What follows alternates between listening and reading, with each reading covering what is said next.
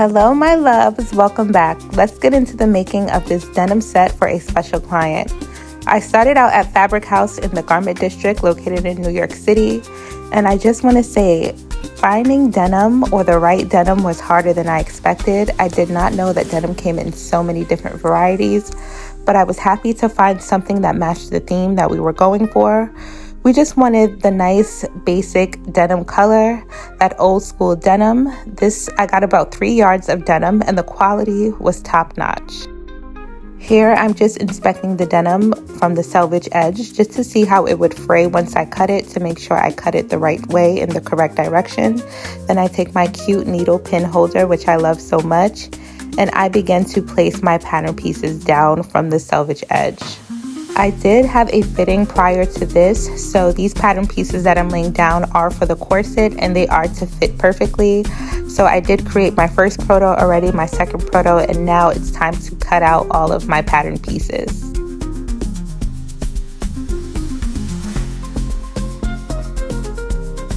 I then went in to pin all of the pattern pieces directly into the denim, but the denim was very tough pinning into 2 layers directly, so I did bend a lot of my needles, but I just shoved the needles in there or the pins in there until the pattern pieces were sturdy enough for me to cut.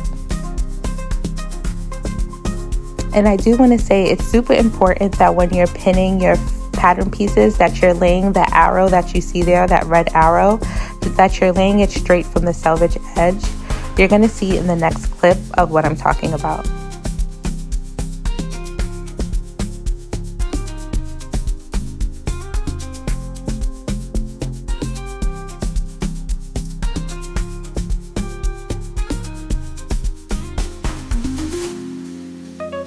Here is the selvage edge. Do you see where the white edge is fraying? That is what we call a selvage. So we want to make sure that that red arrow is parallel and straight to that selvage edge, just to make sure that each of my pattern pieces are straight and fit straight on the body once it's cut out.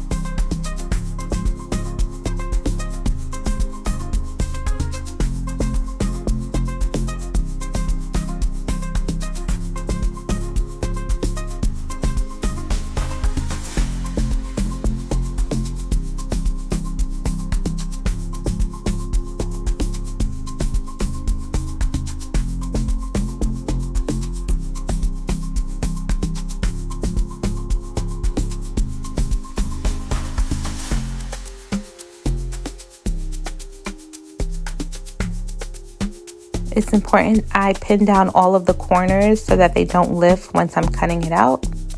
And I continue pinning. And here are all of my pattern pieces pinned out and laid to the fabric. And again, this is the corset pieces.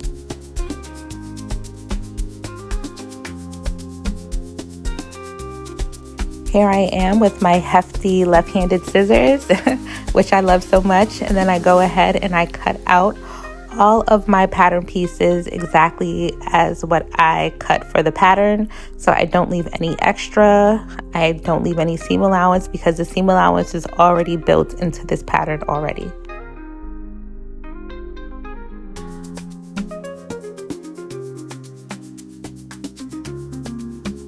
This was my first time working with denim fabric, and I loved it so much because the denim was so sturdy and easy to manipulate. And I did go ahead and add fusible interfacing just to give it a bit more sturdiness to the corset. And here is all of my corset pieces, front and back. This is the skirt pattern that I draped using my client's measurements. It's just a basic pencil skirt, and I took about 3 inches off to create that side lace-up detail.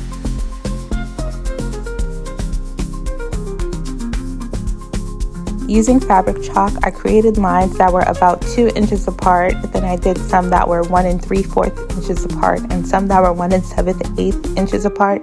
This way it would give me different widths for my fringe and for my bias tape. And I did this continuously until I used up all of my fabric.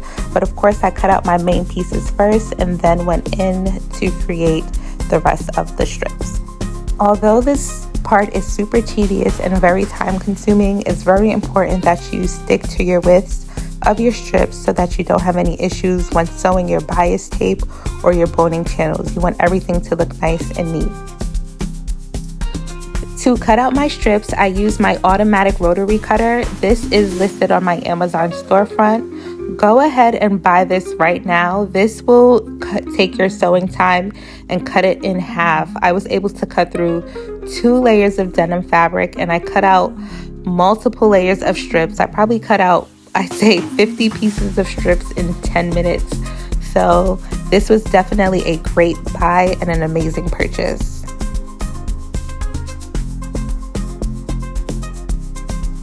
When using a rotary cutter or cutting out any kind of fabric, even with scissors, I highly recommend getting pattern weights. That is the 2 black things that you see me lay on top of the fabric.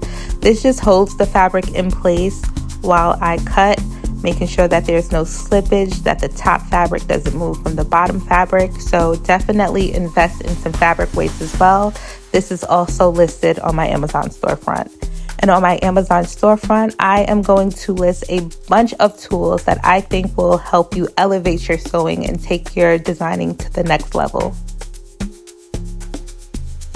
Just some information on this rotary cutter. I had it for about 2 years now. The blade is still super sharp. It does come with an extra blade that I can switch out once this one gets dull. And as you can see, it is wireless, so it runs off charging. So I charge it in order for me to work. So I like to charge it the day before if I know I'm going to use it the next day, just so that it doesn't run out while I'm working, because I can't stand that. But yes, it's such a nifty tool to have. I love it so much.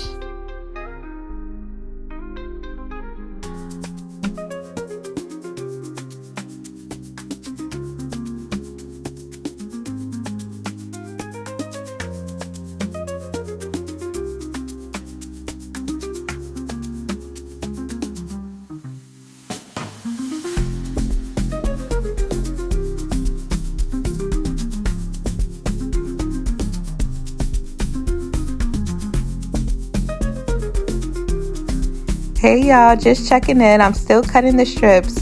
I could have edited this video down, but I'm learning that the YouTube channel and the long videos are for showing my actual process and not chopping it up like reels. So I hope you guys are enjoying. If you're still watching, please subscribe. And thank you so much for tuning in.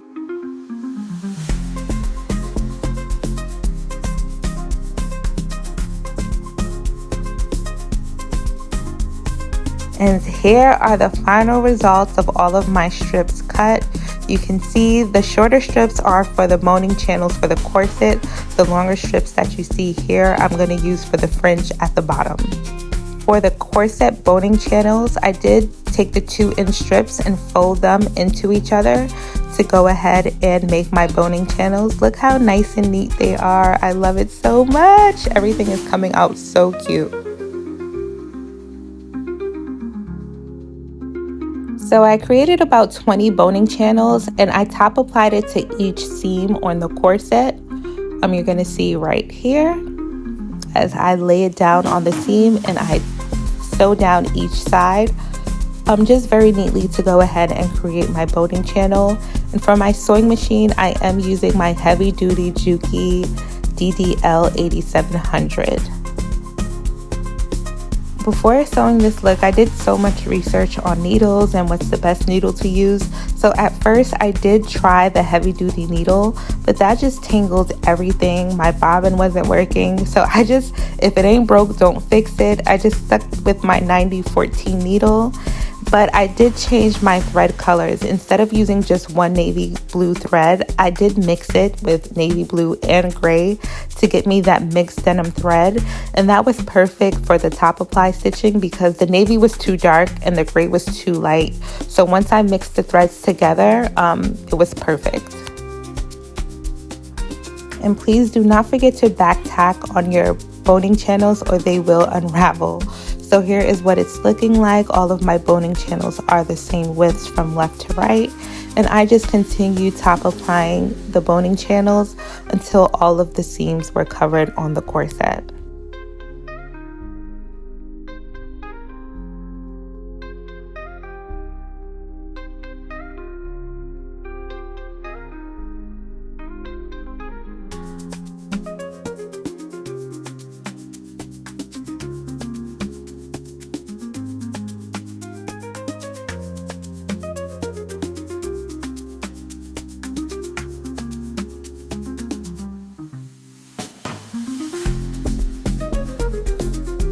taking my scissors, I make sure I snip all of my thread and I cut the excess boning channel that's left because we don't need it. We need the boning channels to be the same length as the corset.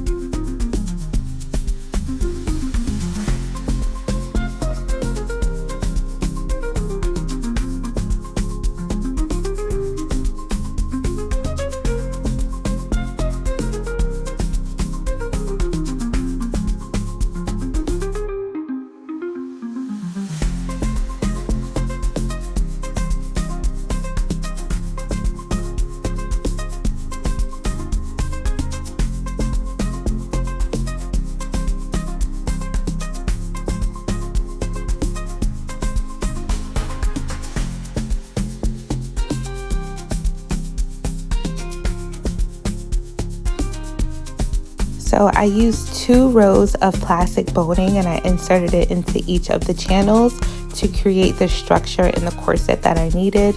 And that pattern that you see in the back is the skirt pattern that I will be working on. Here is my lining that I base stitched with orange thread so I can see.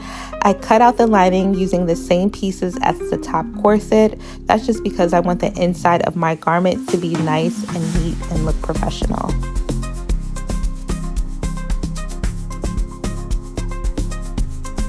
So here you can see me use my light bright orange thread. I like to use a bright contrast thread just to make sure that I can see it and that it doesn't get lost into the corset. So what I do is I base stitch. Base stitch is just basically a big stitch to hold both of my pieces in place. Then after this, I will take it to the sewing machine and actually sew that in place and then remove all of the orange thread. So basically the orange thread is not a permanent piece that is going to stay in the garment. It's just there as a basting stitch to keep my pieces together so I can sew it neatly. Then it's removed. And I know what y'all probably thinking right now, damn, her nails is long. I really love my long nails. It makes sewing so much easier, but I will say once it comes down to the hand sewing, it hurts so bad because I can't get a thimble to go over my nail with the acrylic on. So that's, you know, beauty is pain, whatever. Using my handy dandy bias clips, which I love so much, also linked in my Amazon storefront. I use it and I clip my bias to the top and bottom of the corset just to finish the corset off. As you can see me clipping here. And then I go ahead and I'm going to sew that bias down to the top and bottom, and the clips just hold everything in place.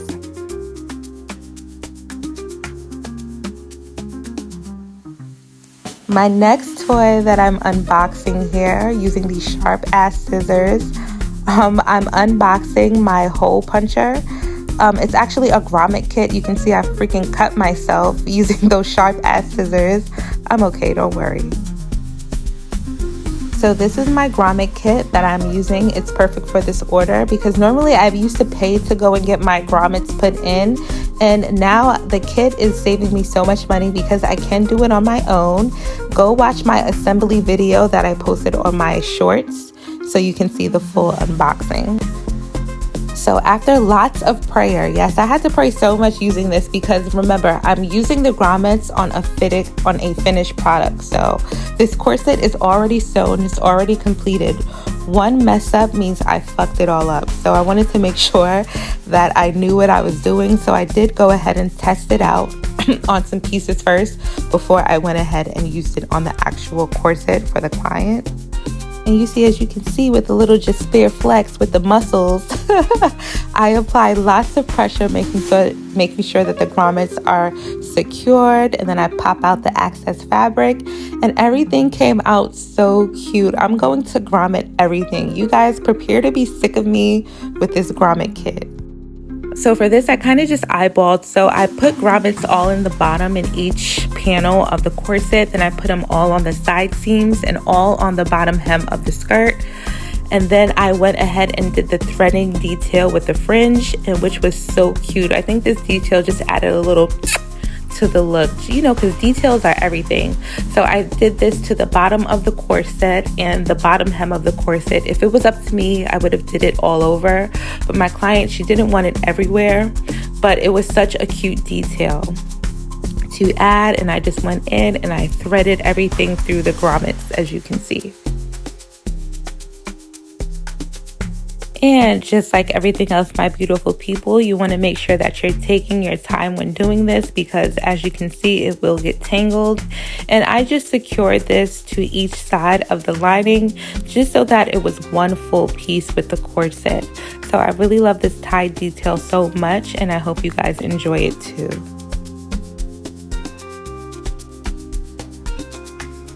And drum rolls, please. Here are the final results. I usually do bridal and evening wear, so stepping out of my comfort zone was really nice for me to do something so sexy and so sophisticated for a client. Please stay tuned for the photo shoot of this. The photo shoot came out so cute, and thank you guys so much for watching, and stay tuned for the next sewing video. Again, all items are listed on my Amazon storefront, and I look forward to continue to sew with you guys, to create with you guys, and to continue building with you guys. Thank you so much for watching, and remember, it's just spare over everything. Thank you, my loves.